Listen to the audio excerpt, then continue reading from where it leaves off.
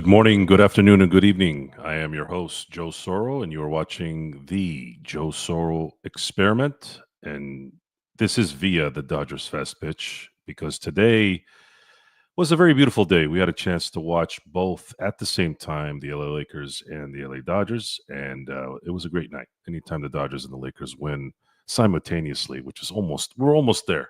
Took a little bit longer for the baseball game, not by much, but it was almost neck and neck. But wins nonetheless. It was a very, very enchanted evening. A lot of good friends. Playback was really good. For those of you who are not on playback, I highly recommend you joining us, and I'll send the link out here in a minute.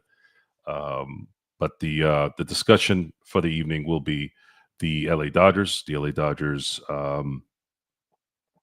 hosted the Atlanta Braves this evening, and much like most of the games that they've played this year, it wasn't really much competition. Atlanta's coming out the gate pretty weak.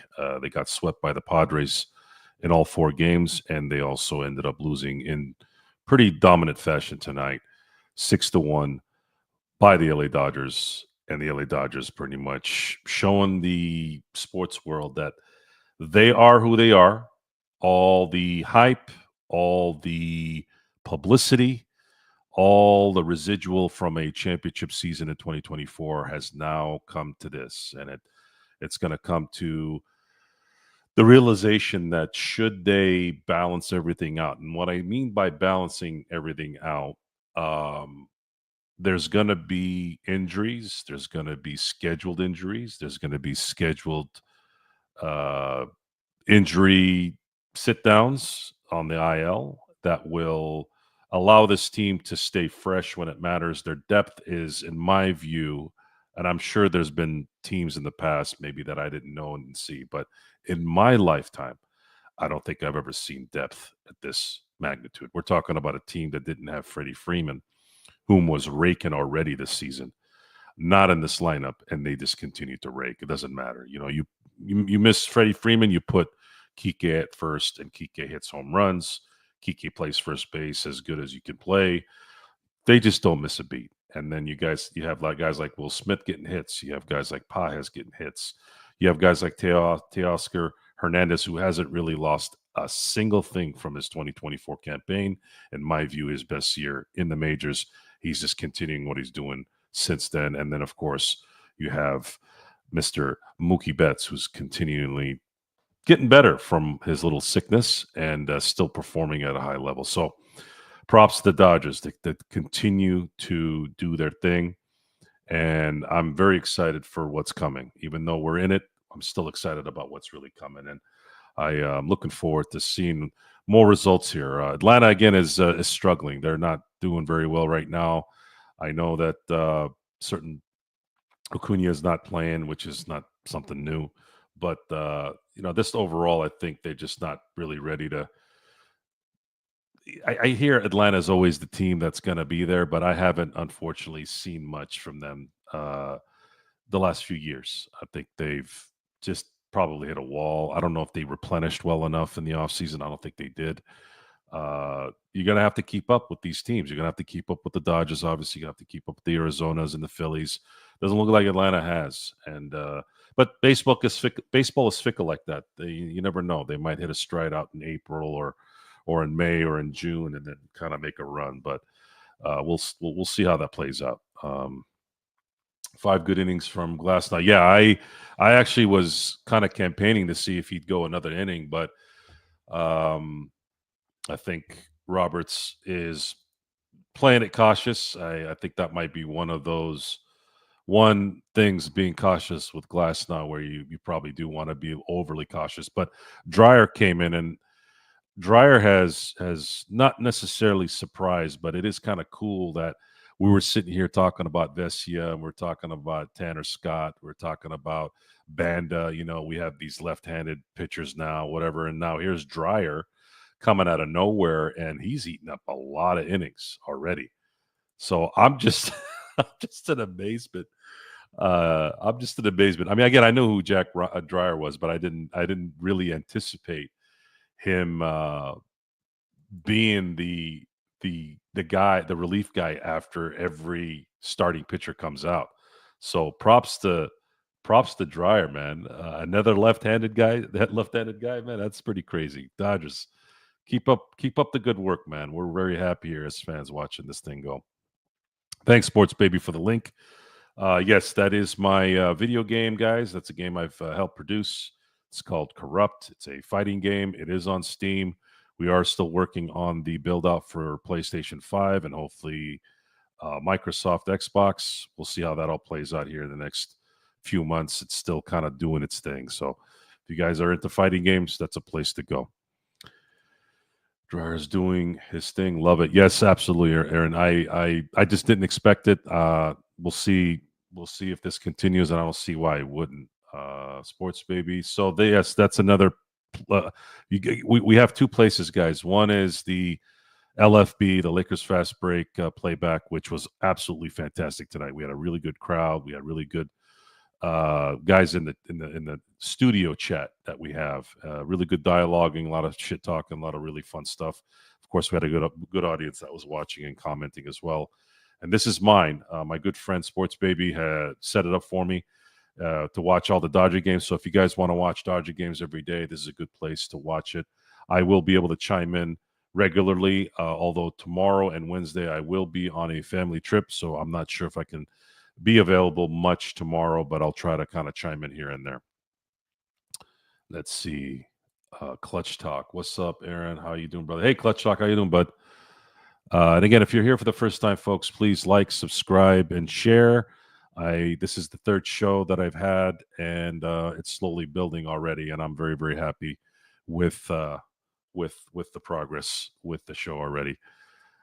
Ralph, the side background looks nice. Just make it a little smaller. Side background. You're talking about this or this?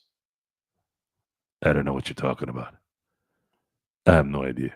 So back to the game. I wanted to talk about some of the details in the game. So the Dodgers kind of came out pretty much right out the gate with control. Ohtani ended up walking and then ended up stealing a base, and then there was some really good hard contact on some of the balls tonight that got good outs, and the Braves were in the right places as well. So you had in the first inning, you had the walk to Ohtani. Ohtani had 2 walks today and a stolen base. Didn't see the ball too well today, or I'm sorry, he saw the ball, but I felt like he was too hesitant on a lot of the swings. I have a very good feeling that he is going to make an adjustment, and watch out for tomorrow. Watch out for him taking one out tomorrow. I would highly make a nice alert on that you should watch the game tomorrow, because I think tomorrow he might be due for a home run, and I'm looking forward to seeing that. I'm going to try to watch it while I'm in whatever place I'm in tomorrow as much as I can on the phone, so that I can see what's up. See, hopefully, I don't want to miss a home run there. Let's see. What are you talking about, Ralph? Where is it says Joe experiment the right screen? What do you mean? Move? I don't understand that. That's how it's supposed to be. I'll have to talk to you about that later, Mr. Director. Mr. Director. Looks dope. Just make it a little smaller. I'll work on that, Ralph. Thanks for. By the way, nice picture. Let's see here. More. Ooh. I even got my Sin Blades. See, I haven't talked about Sin Blades yet. Those of you who are here and are new, Sin Blades is my company. I only have a Instagram page right now that's for my business, but I will have one for the Joe Soro experiment here. So I will get back to you guys on the link to that. Okay, so Ralph, you sent me a screenshot. Hold on. Let me see what the hell you're talking about here. It's small. So we have your screen looks a little small. Your video screen looks small. Expand it a little bit. That's how it's supposed to be, Ralph. This is supposed to be small. This right here, so that you could see the surroundings. I don't want my face like this. It was planned, but thank you for caring very, very much. Oh yeah, by the way, Mark, how many steps did you do today? I'm on a long walk. SB still got.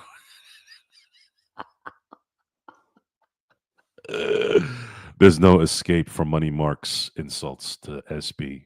SB is and Mark are my Australian brothers, and man, they are brutal. Brutal, brutal, brutal. JY, what's up, man?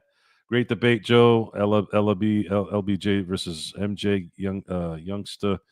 Got excited tonight, and the profanity showed his frustration. Yeah, Johnny kind of tested himself a little bit the first time, and I didn't know how I was going to approach it tonight. I knew I'd probably end up getting a little bit louder, and things would kind of get kind of bunched up into his discussion. But it's very hard to debate someone who's already kind of set the stage for themselves to be right. And I think he sort of changed it. Maybe he might have changed his mind a little bit towards the end there, especially with the votes. But the reality of the Michael Jordan, LeBron James, and it's a very lazy argument. I just did it because of pure entertainment, and I wanted to see how hot Johnny got, and he did get hot. Um, it's not really a debate in my view. It's kind of a waste of a debate because I've been fortunate enough to see some of the best careers that you could have in basketball, and I just never saw Michael ever fail. He just never failed, and the term "fail" can be subjective, and in a team sport, it's just different in a team sport. I'm sure that if Michael Jordan and the Kobe Bryants and the LeBron James were playing one on one, just singular athletes, it would be an easier argument. But we don't. There's no luxury of that because these are still team sports, and it's impossible for me to sit there and judge something without the obvious being there. Michael Jordan was absolutely set with no weaknesses. He did not have a weakness in basketball. He could shoot.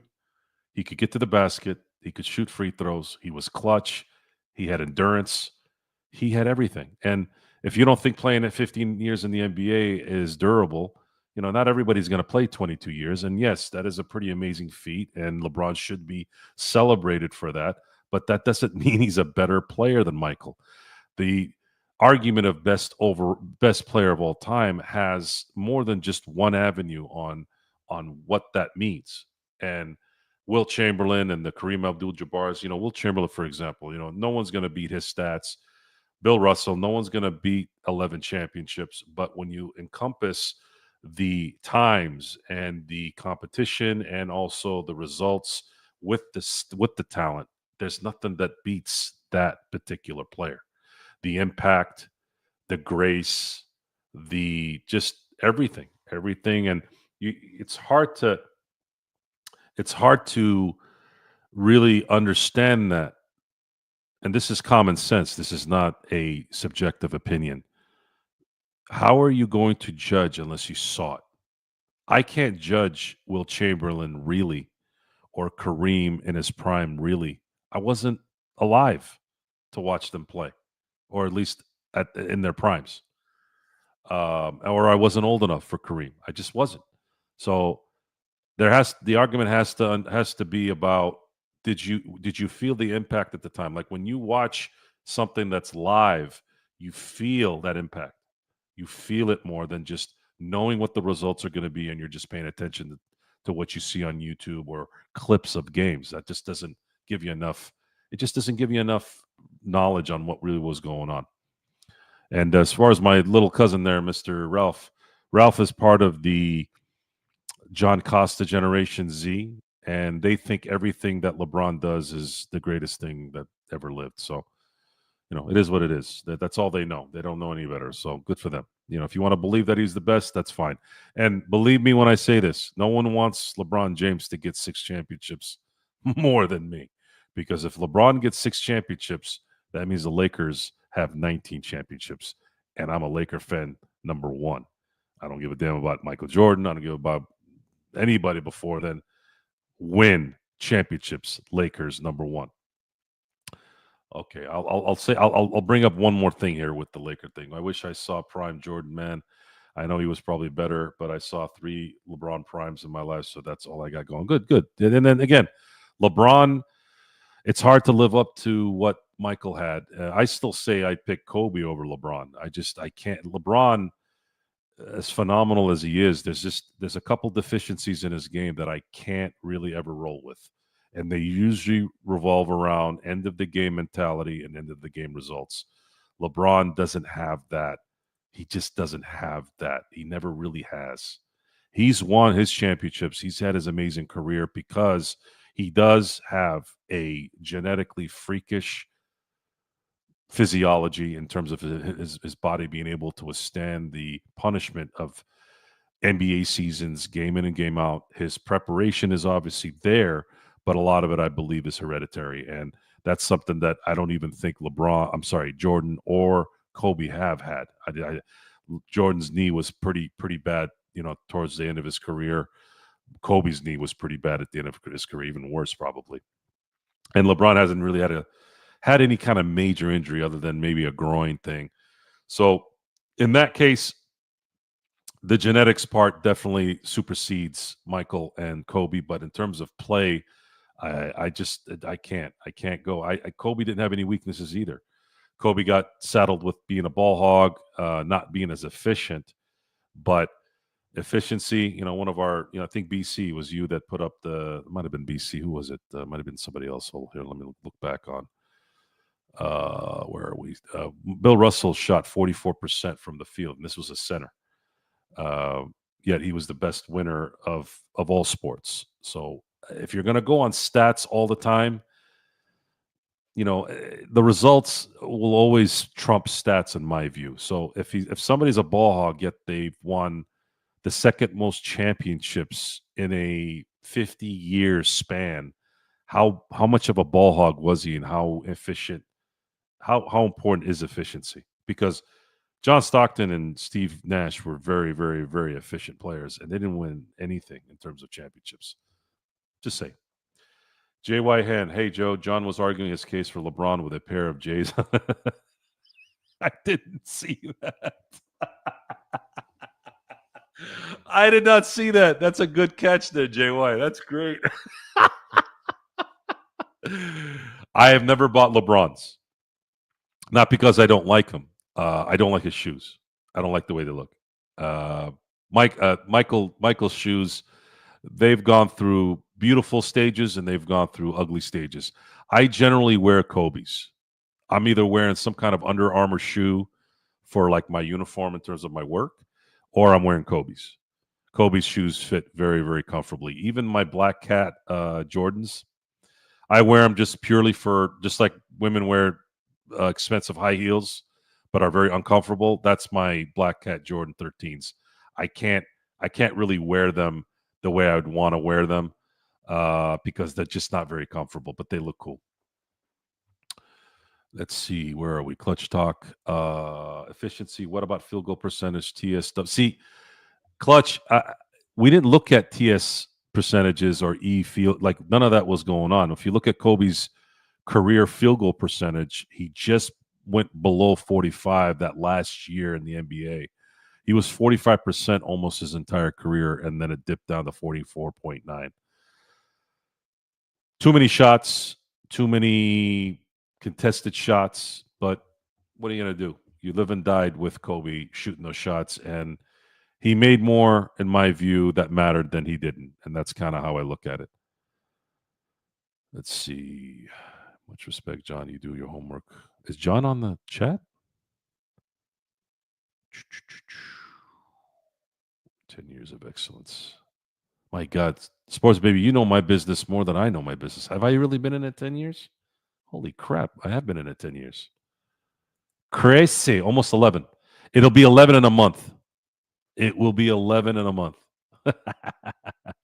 2014, April. That's when I got into the turf business. Joe doesn't wear shoes. He's an ox. Bare feet is the bare feet in the house. Not a big fan of flip-flops in public. I did do it a few times in my life, but didn't like it. I don't think men should show their feet. I think it's disgusting.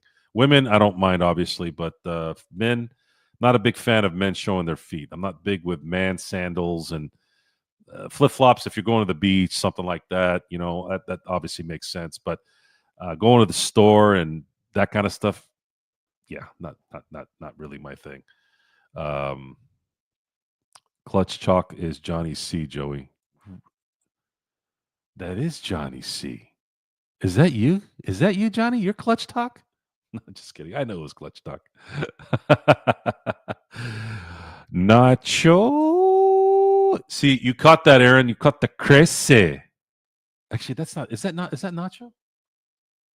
Yes, it is great. It's Steven. Steven says it. God, I gotta watch that movie, man. That thing. One night I was on. One night, this was years ago. I'd watched Nacho Libre a few times, a good amount of times before this, but for some reason, this one night, for some reason, this one night, and I was with my wife at the time. She was sleeping. I'm watching because sometimes I'll watch movies and go to sleep to them. That scene when he flies, like, and you hear the cat sound. I had lost it. It was like 1 in the morning, and I could not stop laughing, like for like 20 minutes. Every time I just kept going into one scene after another. I just kept seeing him just doing that, and I was just I couldn't stop laughing. And I'd seen the scene like several times before. Just Jack Black. Jack Black's made a lot of great movies. I don't know if he'll ever top Nacho Libre, one of my favorites. Same guys that did Napoleon Dynamite. That movie's taking me over the barrel as well, laughing my ass off. So props to those guys who made some great comedies back in the day. I'm not seeing anything these days, man. It is really bad in Hollywood right now. They aren't making anything worth a damn. Hollywood, clean up your damn whatever the hell is going on over there and start making some good movies again. Yeah, that's who it was. It was Jared Hess. Thanks, Aaron. Man, you're the answer, man. Man, I'll never have to worry about not knowing anything. Aaron, you are my man forever. Yeah, Jay, Hollywood is it sucks because I mean they can't get out of their own way, and it's that old adage they keep the definition of insanity is keep doing the same thing over and over again. It's expecting a different result. These guys keep inflating these budgets and just can't figure out that stop making these stupid ass movies for all this money and not knowing you're not going to get enough money back. They just don't get it. Yeah, Disney is Disney started burying themselves about 10 years ago, in my view. They were producing some of the best animated movies I'd ever even witnessed. I mean, they were on a roll in the early tens, just making Wreck-It Ralph, Zootopia. They've made a few good ones here and there, but my God, it's like mixed in with just trash. I don't know what the hell that Snow White movie was. That chick that was in it. She ended up going nuts on social media like an idiot. And then at the same time, I'm looking at this. I'm like, wait a minute. Gal Gadot is the evil queen. Like, I guess that's okay. Isn't the queen supposed to be ugly though? You put the a gorgeous woman as the queen, but then you put an ugly Snow White, and then you're supposed to have the story say that the queen is jealous of the beauty of Snow White. Stupid. Seriously, who produced this shit? There's a producer that greenlit this. Disney is the studio, right? They find the money and producer. I guess some executive producers can be money guys too, but who actually produced this? Who actually put this thing together? Just absolutely terrible. All right, let's see. What does Johnny have to say? I'm going to head to bed. Great show today, Joe, on LFB and on here. Much respect always. Thanks, Johnny. I'll talk to you guys later. Here comes LeBron James. Hey, fellas, I did not like Snow White movie either. I'm talking about my daughter to watch that too. Yeah, I don't. I mean, I've watched the animated one from back in the day. Snow White never really did much for me, anyways. I'm more of a Beauty and the Beast guy. I think that was probably the one that I liked when I was younger in the early '90s when the animated one came out. The really good animated one. I thought it got nominated for an Oscar. I remember that year. That was a good one. I actually really enjoyed it. My favorite though will always be Wreck-It Ralph, the first one. Wreck-It Ralph, hands down for me, the best animated movie ever. Zootopia is probably second. I mean, those two movies. I remember I was in the theater for both, and then Wreck It Ralph. When my kid was born, that first couple of years, we were watching almost every day. Absolutely phenomenal, phenomenal animated movie. Highly recommend it. The second one was okay, not bad, but okay. The first one, an all timer, and then of course Zootopia. That was lights out. Look great. I think Jason Bateman plays the fox, and then you have some other stunt actors in there that are really good in it. Lion King was not bad either. I think the Lion King was well made. I think Beyonce was in the one recently. Her voice. Uh, I've never been a Lion King guy, anyways. But a good movie is a good movie, and I don't mind watching a movie that's not usually my cup of tea. Harry Potter is the perfect example of that. I'm not into wizards and like magic spells type things and elves with the Lord of the Rings, but Lord of the Rings Two Towers. I remember I was in the theater watching that, and I remember looking at my friend. I'm like, that movie was absolutely nails, and all three of them were great. But number two, Two Towers in the theater. I remember I looked. I said, I don't like this kind of movie, but I'm like, damn, that movie was good.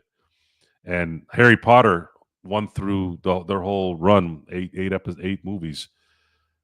Phenomenal acting, phenomenal movie, phenomenal just production value at its highest. You had some of the great ones in there. The late great Hans Gruber, at least that's what his name was in um, Alan Rickman, of course.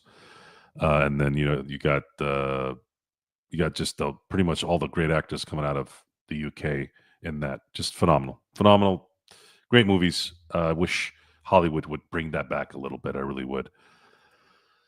Joe Sor, what would you like to see the Lakers focus on as we head into the playoffs? I'll talk to Riddick. Well, I'll tell you what, LeBron. I actually did not think you had a bad game tonight. I didn't get a chance to really focus all the way through, but what I did watch, because I was watching the Dodgers as well, I like that you saved yourself up on offense a little bit so that the defense could be a little bit better. It wasn't a coincidence that you had a pretty damn good block in the end there that might have sealed the game, could have sealed the game, probably did seal the game. And thank you for not being tired and missing those free throws in the end because that helped as well. If this is what you have to do with teams like Houston, so be it. So tell Reddick, sorry, I was reading Reddick as in the Vin Diesel character. But tell JJ, good work, hell of a job today coaching, and try to see if you guys can make a run here, so you can possibly get the two. But if you can play well the rest of the way, lose a few games, but still clinch the three, I think Laker Nation will be very, very, very happy with that.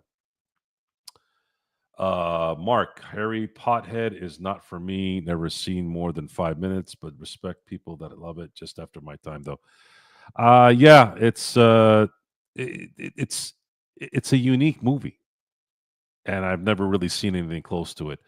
So, in terms of originality, in terms of the performances of the actors, just J.K. Rowling's and her imagination, just amazing, amazing work, and they'll be greats. They'll be great. There were great books, and in my view, great movies that will never. I think they'll stay the test of time forever. My favorite movie was Diddy Party.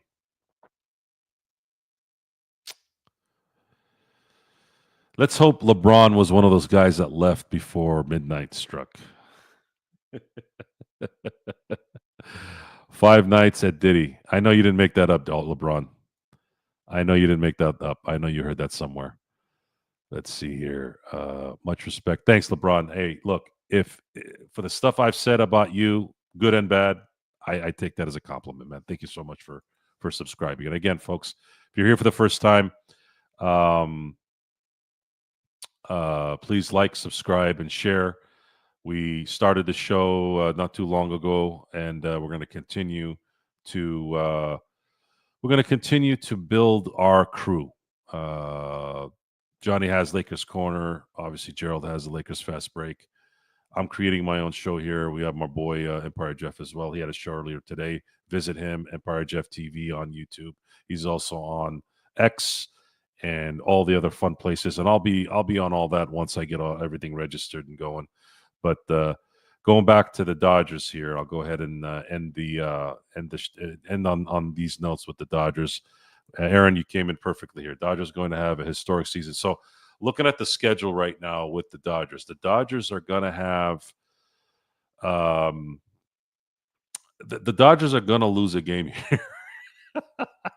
I don't know when yet. I think with the way Atlanta is playing, I wouldn't be surprised if the Dodgers win the next two games, which would take them to 8-0. Now, I think the history, if I remember correctly, I believe they started 10-0 in 1955 when they were in Brooklyn. They started 10-0. That was the year they beat the Yankees finally in 7 games to win the championship. So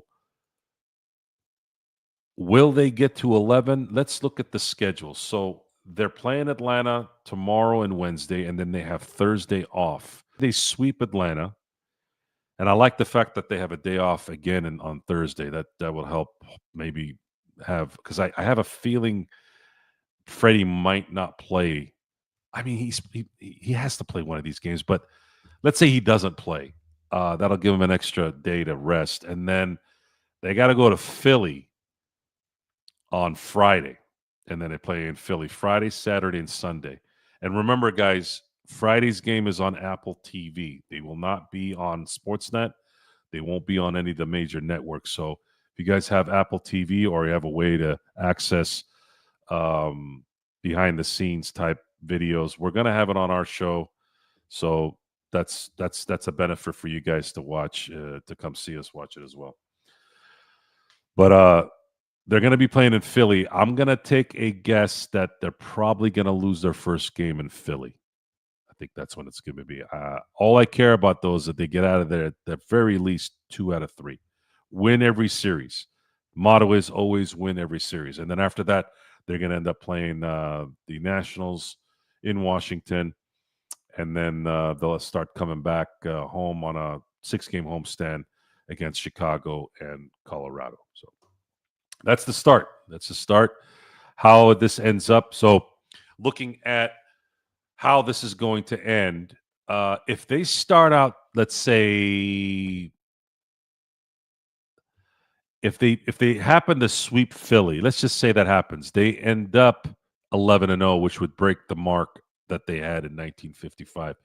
If they go 11-0, and you can't really say much about the injury issue because they're so stacked, it doesn't matter. Today, Freddie Freeman wasn't available, and he's been playing well. You put Kike in there, and he played well.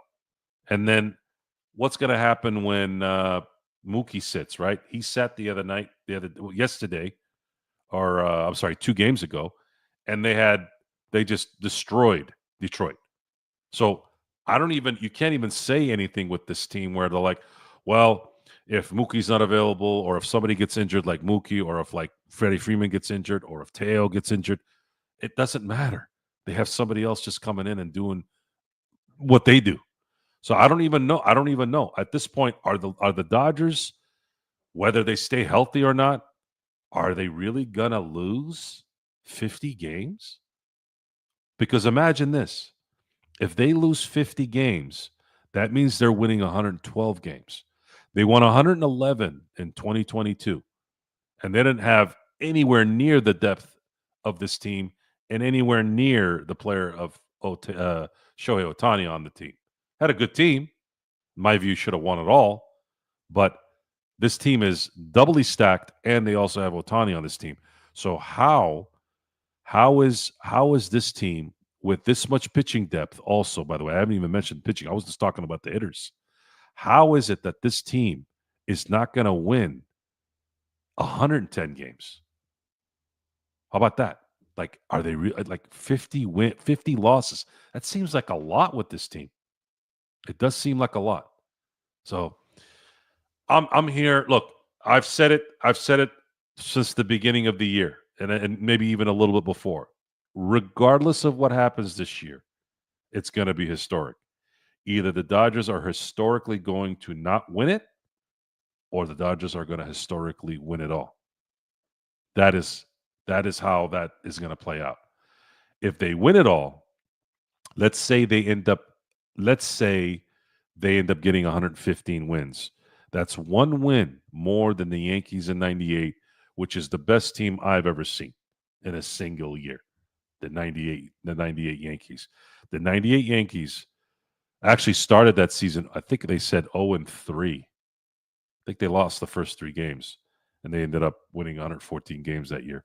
So if the Dodgers end up winning 115 games in the regular season and then win 11 games in the postseason, they end up with 126 wins overall, which would eclipse the 98 Yankee team of 125 wins.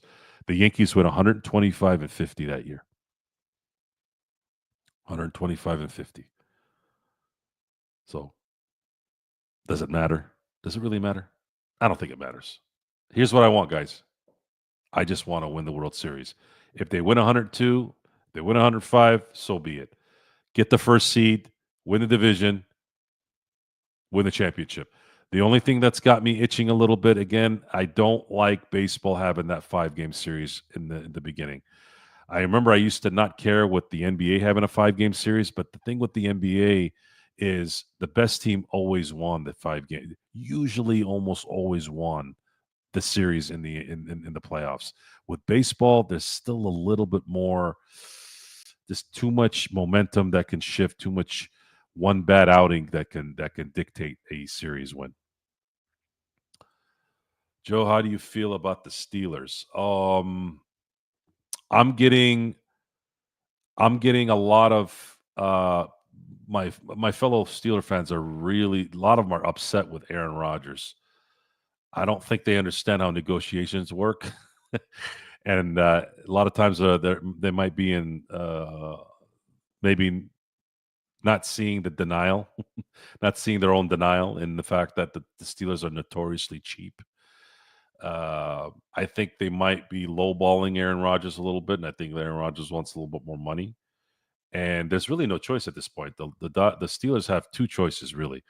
Either they sign Aaron for what he wants, and they'll have a legitimate quarterback, even though he's somewhat washed, or they got to take their chances with Mason Rudolph. Either way, there's a huge chance, and either way, it's not likely that the Steelers are going to win a Super Bowl. So, in my view, I think it's best to just see if you can run with something with Aaron Rodgers, see how that plays out. They got nothing to lose. If it doesn't work out, you still have Mason Rudolph there. And then try to hopefully cross your fingers that the best player available when you're picking either in the first or third round is a good quarterback. So that's as good as it can get. They don't have a second round pick because they traded that pick for DK Metcalf. So we're going to have to wait to see how this plays out until the draft in about 3 weeks. I think the draft is April 23rd. LeBron James, Soro, what is your opinion on the torpedo bats? I have said that the torpedo bats are, at this moment, in my view, a placebo for the Yankees. I heard that the Dodgers have ordered the bats. They're apparently supposed to be, I guess, arriving anytime. I don't know what that means. I don't even know if they really ordered the bats. So if Ohtani, I don't know how to judge it if Ohtani uses the bat and ends up hitting like 4 home runs in a game. Ohtani can hit 4 home runs in a game and using a tree stick, for all we know. I don't know. I don't know. I am very curious in seeing it, and I like the publicity around it. I like the fact that it's a topic of discussion in baseball, and I think baseball is doing a really good job lately of kind of using little nuances of information in the game to kind of make things interesting. So the one before it was the golden bat rule, right? And even though they're not using it, the fact that the discussion has been brought up kind of got people's underwear in a wad, right? People are like, "What the hell? This isn't sports." We're not supposed to do that. But the idea gave it a lot of attention. So commend Rob Manfred for that. And I'm kind of indifferent with Rob Manfred. I don't dislike him. I'm not overly crazy about his job, and I don't say that as a derogatory term. I don't know. I think this it's been basic. Let's just put it that way.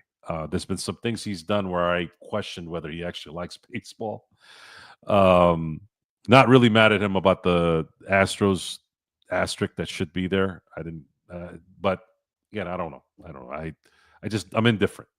But he can make a nice kind of ending of a career because he's been around for a while, and a lot of people don't remember that he's been around for a while. I think Fay Vincent was the first one that I can remember in terms of a commission in baseball, and then you had Bud Selig, and then Rob Manfred's been the guy since the last 10 years, and progression has somewhat come to baseball.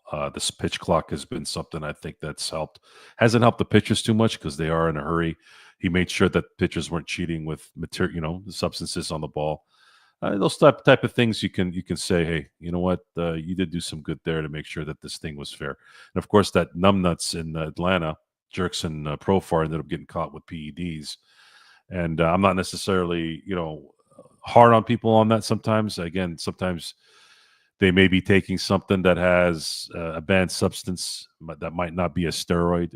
Maybe I'm being naive now, but I don't know. I don't know. I don't know what he used, but we do know that there's a history of in the past where he was insane. Fernando Tatis got caught with PEDs and ended up missing almost a year when he got caught with whatever the dewormer is. That what he said? There was a worm something in his stomach. Even if it's true, no one's going to believe him. Otani will hit 60. Aaron, I don't know about that one. I did think about it, though. I actually thought about that today. Is there a chance that Otani could hit 60? If Otani has to hit 60, he's going to need a month where he hits probably a 20. He's going to need to drop a 20 in one of the months. Doesn't matter which one. I don't think it's going to happen in September because usually you're kind of running out of little juice at the end there. But Otani would probably need to hit 20, let's say in April. So right now, it's going to be April starting in about 30 seconds. So let's say he hits 20 in April. That puts him at 23 going into May. Let's do the numbers here. That's a good thing that you brought it up. Let me calculate this. So let's say Otani hits 20 in April. That gives him 23. Let's say he hits 15 in May. So that puts him at 38. So that means he's got June, July, August, and September. That has 4 more months to hit 60. You know what? Maybe he might not need a 20. Can Otani hit 15 a month for a couple months? Let's look at that number. Let's say he hits 15 in April and 15 in May. He's got 33 home runs going into June. And then let's say he hits 12 in June, 12 in July. Now you're looking at 57. So I might be shooting too high on this. I don't know. I think he needs to hit a 20 or a 15.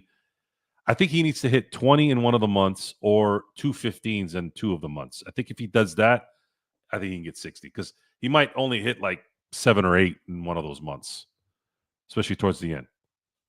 If he hits 60, okay, imagine this. Imagine this for a second. Imagine if he hits 60 and he steals 50 bases. Again, he's going to have another 50-50, right? Which is just mind-boggling. Back-to-back 50-50s. And then he pitches, let's see here. He starts pitching in June. He only pitches 16 games during the year, which is pretty reasonable. If he's only pitching 5 innings, he's not even reaching 100 innings pitched. But let's say he pitches 100 innings. Let's say that's the cap, right? Because it's not going to play out 4 4 4 every month. It's probably going to have like 5 in there, you know, something like that. So let's just say 16 starts, 100 innings when it's all said and done, right? What if he wins 12 of those 16 starts, loses two, has a 2.5 ERA, and he hits 60? How is he not the best baseball player that ever lived? Imagine if he wins the Cy Young. Could Otani win the Cy Young, winning 12 out of 16 starts and having a 2.5 ERA? Does he win the Cy Young? Is he in the discussion? That's something to think about. That's something to think about. We're not going to really know. We're not going to really know what's going to happen with his pitching. There's always this ebb and flow on whether the Dodgers are going to let him pitch because they're so scared about him getting injured. Because if he gets injured, the whole team would deflate, right? Like imagine, I don't want to imagine this, but let's just say if he got hurt and can't finish the season, that's definitely the end of his pitching career for sure, because they won't take another chance doing that. But it's worth the risk, guys. In my view, it's worth the risk. I want to see Otani pitch for 2 or 3 more years. I want to see if he can win a Cy Young. He is that good. When he's on, he is the best pitcher in baseball. That's why he's a unicorn. When he's on, he is the best pitcher in baseball. So I think it's worth the risk to see the ultimate, just like when Bo Jackson was playing both sports, just like when Dion was playing both sports.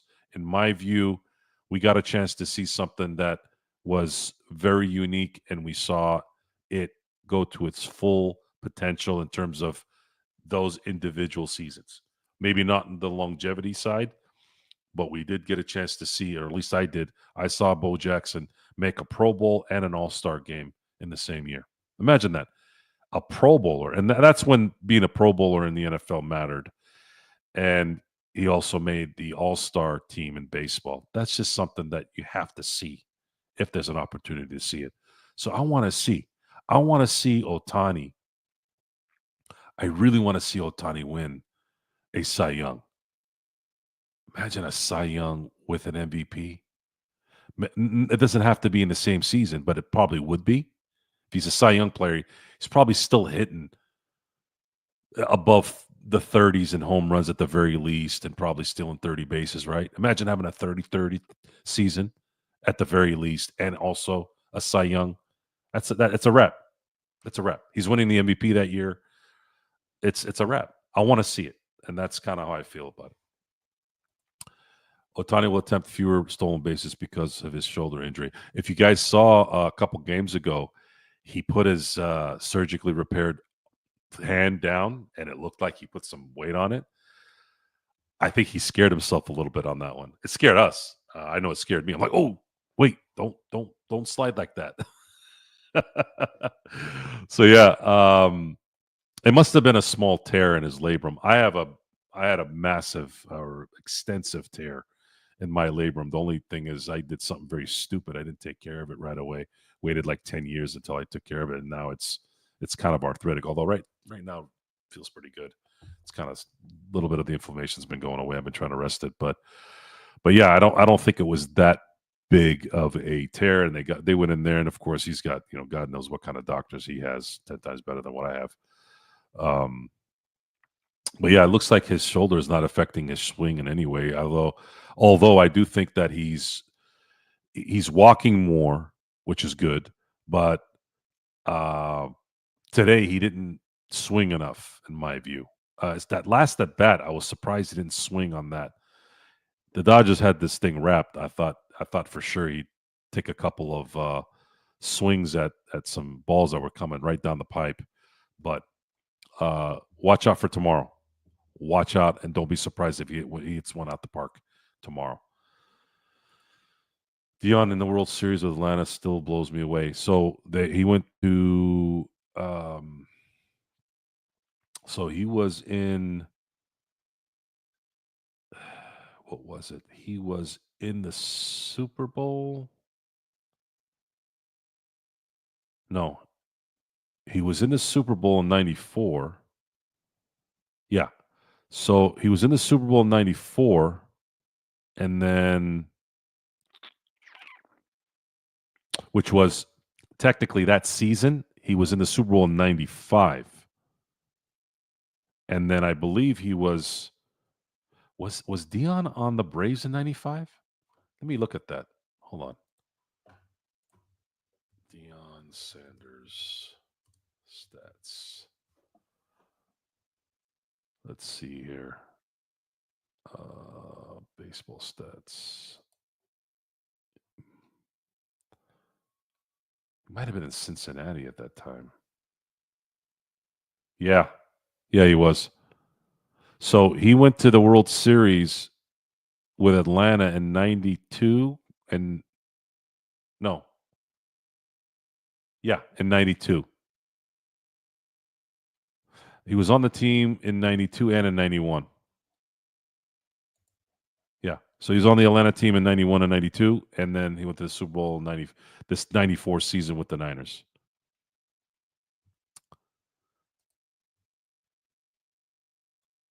He was with the Giants when he was with the Niners. Parts of '95. Yeah. And then went back to Cincinnati. He didn't play baseball in '96, went back and played for Cincinnati in '97. Then didn't play in '98 and '99, and then played for Cincinnati again in '01. Pretty crazy. I actually had forgotten he played that deep into his career. I think he needed money too because he came back and played for the Ravens and the Redskins for a while, and I was like, I don't know why he was doing that, but money, money. So Sale versus May tomorrow. Predictions, anyone before we head out here? Uh, Sale didn't really have a good game in his first start, opening day. May, I am very curious to see how he plays because I think it'd be nice. He's going to be nervous, and I don't know. I don't know if Atlanta has the horses. I don't know. We're gonna have to cross our fingers and see if the Dodgers can continue their setup here. Sale can pitch, so if the Dodgers are going to lose a game in this Atlanta series, it's probably going to be tomorrow. It's probably going to be tomorrow because they're facing Sanchez on Sunday. I'm sorry. Um, where are we here? I'm looking at something else here. Jesus, sorry guys. They're seeing Elder on Wednesday. I like this. I like Snell over Elder. I'm not. I feel comfortable on that one. Let's just put it that way. So tomorrow, if the Braves if they want to get a win, Sale has a dominant 6-7 inning run. But then, see, you never know. You never know with this Dodger team. The second they take Sale out in the seventh inning, let's say he goes 6 2/3, you'll start seeing the Dodgers start raking in that last out and start hitting in the eighth inning. So until they lose, I'm gonna say Dodgers win the game tomorrow, but it will be a tough one if Chris Sale has a good night. So, and I don't know if Dustin May's nerves might get to him early on in the game. If not, if he can show some of the skills that he showed in spring training, there was some games there where he was just dominating. If he ends up pitching a shutout like Glasnow tonight did, let's say he goes 5 innings and shuts the Braves out, then I don't see the Dodgers losing tomorrow night. So with that, I wasn't planning on to go an hour. I was actually planning on to go probably about a half hour since I was getting out of LFB late. But I do want to thank you all for being here. I know I have some new subs that have come in. Thank you so much for liking and subscribing. The show is going to build slowly, but it is already building. So I want to thank you all for being there. Again, meet us at Playback, my Playback, which is www.playback.tv/ the Joe Soro Experiment. That's with an OX, or I should say with an O instead of an E.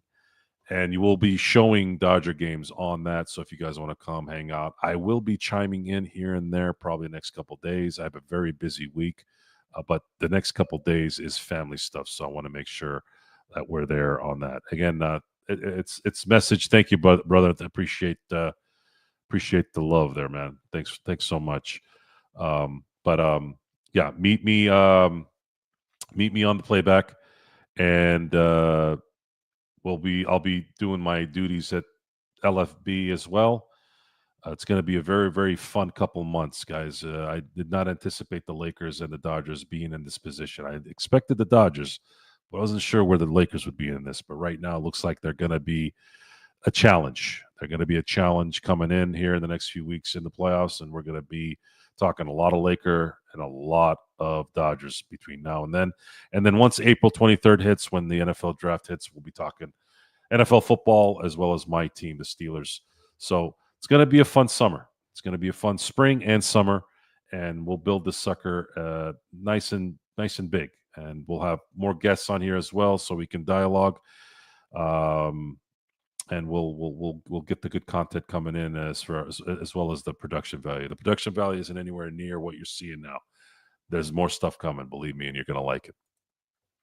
Glasnow has never pitched more than 134 innings. His second most was 120. I worry about him in August and September. So, Che, to put a button on this before I head out, Glasnow will likely take a scheduled IL stint. I don't know if he'll take 2, but if he averages 5 innings, let's say 5 starts a month. Actually, if they stick with the 5-man rotation, he's probably going to pitch 6 times a month. So you have 6 in April. I'm not going to count this one today just because March is an easy month. They start at the end. But let's say April, May, June. Let's say April, May, June, and July, right, at the end of July, let's say. So that's 4 months. Let's say he has 24. He's going to have 6 starts. Let's say 5 starts. Let's just say 5 starts. 5 starts, which is 20 starts in those 4 months. If he averages 5 innings in each of those games, you're looking at 100 innings. So 100 innings going into August, which means if he does another 25 there, now you're looking at 125 after the end of August and then 150 through September. That's without him being on the IL. So if he does go on the IL, that means one of those months he's not starting for a couple weeks. Yeah, he might be teetering on there. I don't know. Maybe 2 stints on the IL. I don't know. I trust management right now in handling that. I'm not going to worry about it. I think Glasnow is going to take it easy. I think they're going to monitor him. When Ohtani gets back in June, when Gosselin comes back, you're going to have 7 bona fide, 100% starting pitchers, barring a crazy injury. And you still have Bobby Miller, which I didn't put him into that category because he hasn't had a good, hasn't pitched in a good way in a while. But what if he starts to pitch well? God help the league. And then Clayton Kershaw still needs to come back. So Dodgers have enough depth there to figure that out. Not too worried about it. They're not going to have a 7-man rotation. I still need to see a 6-man rotation. I have a strong feeling that it's not going to be a conventional 1 through 6 type 6-man run. It's going to be kind of augmented where they still let Snell go every 5, maybe Yamamoto every 5, but then they'll throw in a 6 if they want to expand Roki or something. And that's another thing too. If Roki continues to struggle, let's say he doesn't do well for another 3 or 4 starts and they have to scale him back, now that'll start making sense where they can bring Gosselin in, bring Kershaw in, and if Bobby Miller finds himself a little bit, he can probably be available as well. But there's enough depth where we don't have to worry about it. And with that, thank you all for being here tonight. I will not be back tomorrow night or Wednesday. I will be out of town, but I will be back Thursday. And I'll try to chime in on the show if it's late enough and I'm in my hotel room on the Lakers fast break. But until then, thank you for being here tonight. Thank you for watching us on the LFB. I'm glad you enjoyed the debate between John Costa and I. We'll probably have more stuff like that down the road, especially on here, and then we'll continue this good luck stuff going on with the Dodgers as well as the Lakers. So until next time, we will see you next time.